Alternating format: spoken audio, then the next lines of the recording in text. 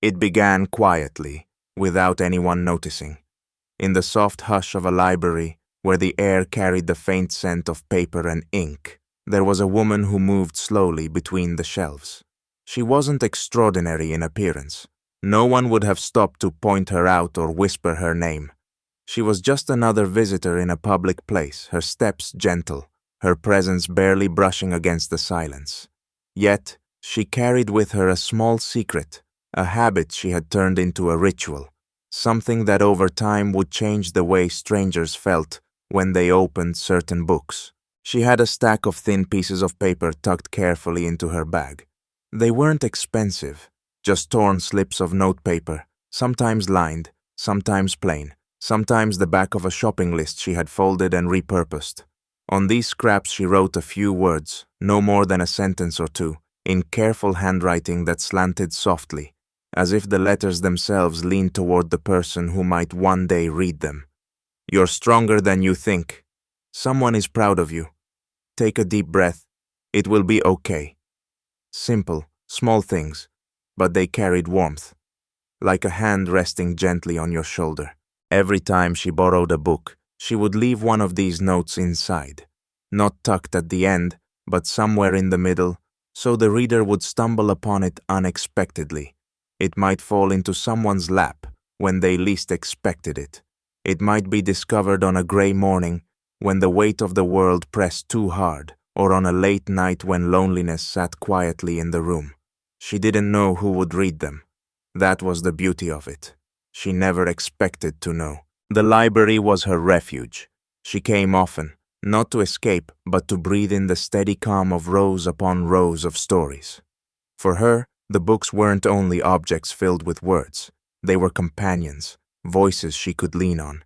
And in return, she left behind her own voice. Not loud, not demanding, but tender and anonymous, like a whisper left floating in the air after someone has gone. The librarians noticed her, of course, but in the way one notices a regular face. She always returned her books on time. She smiled politely, nodded her thanks. Nothing about her hinted at the secret she carried. To them, she was simply part of the rhythm of the place. Someone who loved to read. Someone who lingered in the aisles a little longer than most. But the readers who found her notes, they carried them away like treasures. One young man, weary from searching for work, found a note in a book about starting over. It read, "Do not confuse your value with your situation." He folded the slip of paper carefully and pressed it into his wallet. Months later, when he finally got a job, he still carried it, wrinkled and worn, like a charm against despair. A mother of 3 discovered a note in a novel she had borrowed in the only quiet moment she had all week. It said, "You are doing better than you know." She cried quietly in the living room, holding the words as if they had been written just for her. Of course, she didn't know these stories. She didn't need to. The woman simply continued, one note at a time, book after book. Her hand would pause as she wrote, sometimes hovering, searching for the right word. She thought about what she herself would have wanted to hear on her hardest days. She thought of nights when she felt invisible, when she sat by the window and wondered if anyone noticed her absence, if anyone would miss her laughter. Those were the words she left behind, the ones that once would have saved her, if she had found them waiting in the pages of a book. It wasn't charity. It wasn't even kindness in the ordinary sense. It was survival, extended outward. She gave what she had longed for, and in giving it, she healed pieces of herself she hadn't known were still fragile. And though no one clapped for her, though her name was never spoken in gratitude, she felt a quiet comfort each time she slid a note into the crease of a book, closed the cover, and placed it back on the shelf. Outside, the world hurried. Cars passed. People rushed to appointments. Clocks measured out lives in steady ticks. But inside, between the hush of the library walls, something gentle was happening. A woman, ordinary in every visible way, was creating a thread of connection that wound invisibly between strangers. She wasn't building monuments or changing laws. She was simply offering reminders that someone believed in them, that someone cared, even if they never met. One evening, as the sun dipped low and the windows glowed with the warm light of dusk, she sat at her small wooden desk at home. A single lamp cast a circle of light over the paper where she wrote. Her hand moved slowly, deliberately, shaping each letter as though it mattered deeply. Her handwriting carried a softness, the curves of someone who never rushed. She paused, tapped the pen against her lips, and then wrote, "You are enough." She stared at the words for a long time before folding the slip and placing it neatly on top of the others. That night she went to bed with the quiet satisfaction of knowing that tomorrow, someone unknown would carry those words with them. The world would never announce her presence.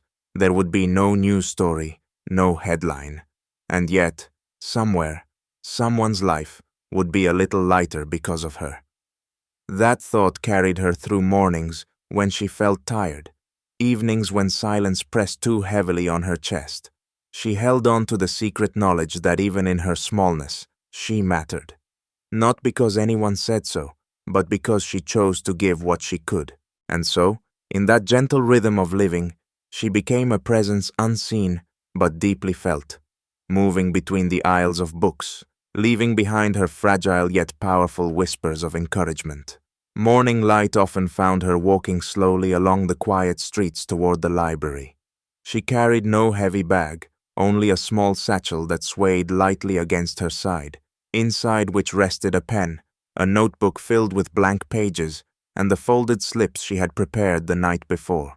She liked to walk instead of taking the bus. The rhythm of her steps gave her time to breathe, to notice the small details of the world, the way dew clung to the blades of grass, the way the bakery at the corner always smelled of warm bread at the same hour, the way children tugged on their parents' sleeves on the way to school. These observations became part of her quiet joy, reminders that even the simplest details of life could hold beauty if one moved slowly enough to see them. When she entered the library, she often paused by the doorway. She didn't rush in. Instead, she allowed herself a moment to feel the hush settle around her, the coolness of the air that always smelled faintly of old paper, the way sound softened in the presence of so many stories. The library was like a sanctuary, a place where the outside world could not intrude so easily. And it was here, among the stacks, that she carried out her small mission. Her favorite section was the novels, but she never limited herself. Some days she slipped notes into books about history, others into poetry collections, sometimes into cookbooks that bore stained pages from other readers' kitchens. She loved the thought that a person searching for a new recipe might find, in the middle of instructions for kneading dough or simmering soup, the sudden words, "You are not alone." The surprise of it delighted her imagination. She never signed her notes. Anonymity was part of the gift. She wanted no recognition, no acknowledgement. She wanted the words to belong only to the one who discovered them, as if they had been written in that exact moment, meant only for that pair of hands, that pair of eyes. And so her handwriting became her only trace, the quiet curve of her letters, a kind of secret signature that only she could recognize. Sometimes, when she walked past people sitting at the tables, she wondered if any of them had found her notes before. She would glance at a student bent over his books, or a woman lost in a novel, and think, maybe you are carrying my words folded in your bag. Maybe you read them on a night when you needed them. The thought made her smile faintly, though she kept her expression reserved, not wanting to draw attention. At home, she lived alone in a small apartment with pale curtains that swayed gently when the window was open. Her life was quiet, structured, ordinary in the eyes of anyone else. She worked part-time at a nearby shop. She made her own tea in the evenings. She watered the small plant on her windowsill. But within that ordinariness, she cultivated this ritual that gave her life a secret depth. The world outside might not notice her, but the invisible connections she left behind made her feel that she had purpose. She remembered vividly the first time she had ever written a note. It had been on a day when she herself felt unbearably heavy, the kind of day when the silence of her apartment seemed to press against her chest until breathing felt like work. She had gone to the library then, desperate for distraction, pulling books from shelves without much thought. She remembered opening one and wishing desperately that someone, anyone, could place a hand over hers and tell her she would be okay. That longing had given birth to the first note she ever wrote.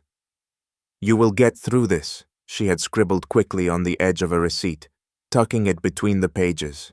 She hadn't thought much of it at the time, but when she returned weeks later and borrowed the same book, the note was gone. Someone had taken it, and something inside her shifted. She realized that her private hope could become a gift to someone else. From then on, she began to write more. The notes became her quiet way of speaking into the lives of strangers. Where she could not walk into someone's home and offer comfort, she could slip words into their hands through the pages of a book. And in that simple act, she found a softness returning to her own heart, a reminder that even brokenness could be transformed into something that touched others. On a winter afternoon, when the sky hung low and the light dimmed early, she sat at one of the library tables, with her notebook open before her. Around her, readers turned pages, pens scratched against paper, keyboards clicked softly. She bent over her page and wrote slowly, carefully, as if weighing each word before it left her pen. "You don't have to be perfect to be loved." She paused after writing it, her eyes blurring slightly with the echo of her own past. The years when she had chased approval, when she had believed her worth depended on doing everything flawlessly. She folded the paper and slipped it into the middle of a worn novel about families and forgiveness. As she pushed the book back onto the shelf, she whispered silently, "This one is for you, whoever you are." Sometimes she wondered if anyone ever tried to find her. Did anyone return to the library looking for another note, hoping to discover the hidden thread again? Did anyone speak to the librarians, asking if they knew who left them? The idea made her both shy and secretly pleased, but she hoped no one ever uncovered the truth. The power of the notes lay in their mystery. They felt like words from the universe itself, a small kindness that arrived without warning, a reminder that compassion could exist without face or name. And though she would never know, the ripples of her actions spread quietly through lives she never touched directly. A young woman preparing for an exam discovered a note that read, "You are capable of more than you realize." She taped it to the inside of her notebook and looked at it each morning before she began to study. An older man, grieving his wife, found a note that read, "Love never leaves, it lingers in you." He carried it in his pocket when he visited the park they had once walked together. To each the note felt like an answer to an unspoken prayer, as if someone had reached into their private ache and responded. But to the woman, these were simply small gestures, done quietly and without expectation. She would never know the fullness of their impact, and perhaps that was best. Perhaps the truest kindness is the one given freely, without demand for acknowledgement, left to bloom in the unseen corners of another person's heart. And so her days continued, gentle and unremarkable on the surface, but rich with this hidden act of care. She rose in the mornings, walked to the library, slipped her folded slips between the pages, and went home again. A cycle that to others might seem monotonous, but to her was alive with meaning. Each note carried a fragment of her story, a piece of her heart offered to someone she would never meet, yet whose life she might touch in ways deeper than conversation ever could. And while no one around her noticed, a quiet miracle was unfolding, one page, one word, one stranger at a time. There were evenings when the woman lingered longer than usual in the library, waiting until the last rays of daylight slipped through the tall windows and painted the wooden floor in soft amber. She loved those quiet hours when the world outside seemed to rush into darkness, but inside the lamps glowed steadily, casting circles of warm light upon the tables. The hush grew deeper then, as though the walls themselves were breathing slowly, inviting her to stay a little longer. She often chose a corner seat by the window, carrying a book she sometimes opened and sometimes did not. Her hand would move almost unconsciously to her satchel, reaching for a folded slip she had prepared earlier. Sometimes she wrote them at home in the calm of her desk, but sometimes the words came to her only in the presence of the books, surrounded by the stories of countless lives.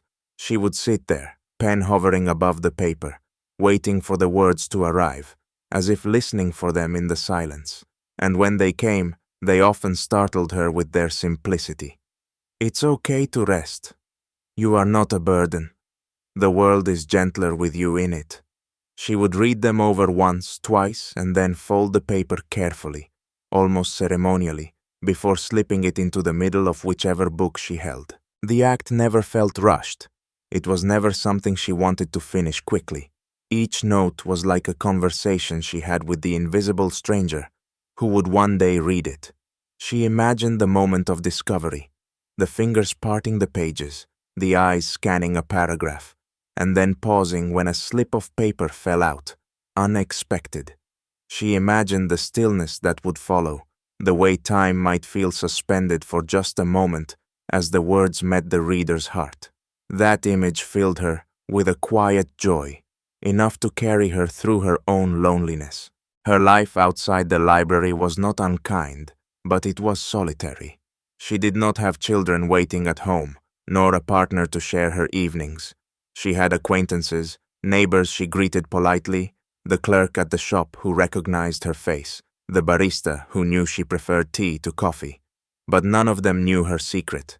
To them, she was simply another quiet woman who passed through their days unnoticed.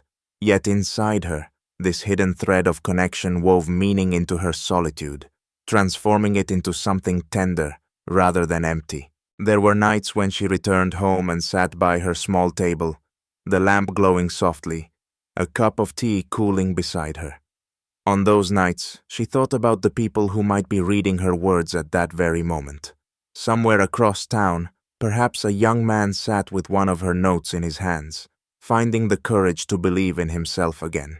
Somewhere, a woman weary from long hours of work might be holding on to her message like a lifeline. She never knew for certain, but the thought filled the silence of her room with an invisible company. She was alone, but she was also connected, woven into the unseen fabric of other lives. Once, in the middle of a rainy afternoon, she slipped a note into a book of poetry. The rain tapped gently against the glass as she wrote, "Even storms end. The sun will return." She tucked the paper inside and slid the book back into its place on the shelf. Weeks later, when she returned to the same section, the book was gone. Someone had borrowed it. She felt a small spark of satisfaction, a tender hope that perhaps her words had found their way into the hands of someone who needed them just as much as she had needed to write them. There was beauty in the mystery. She would never know if her words were read once and forgotten, or kept for years inside a wallet or a drawer.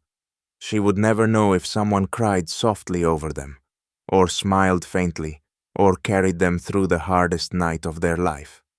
But she chose to believe that even if only one person was touched deeply, it was worth it. Even if one stranger felt less alone, her quiet mission had meaning. She did not see herself as extraordinary.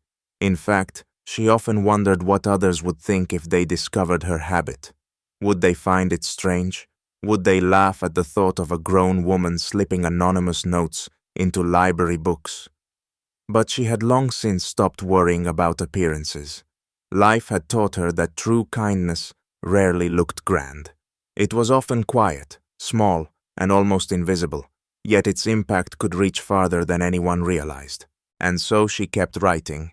On mornings when she felt weary, she still carried her slips of paper. On days when her chest ached with memories of the past, she still chose to put her tenderness into words. On evenings when loneliness pressed heavily against her, she reminded herself that the notes she left behind were, in a way, conversations with the world, soft exchanges of comfort that might circle back to her in unseen ways. Sometimes, She noticed small changes in herself. She found that her own inner voice, once so harsh and unforgiving, began to soften. When she wrote "You are enough," she began to believe it a little more for herself. When she wrote "It's okay to rest," she allowed herself to slow down without guilt.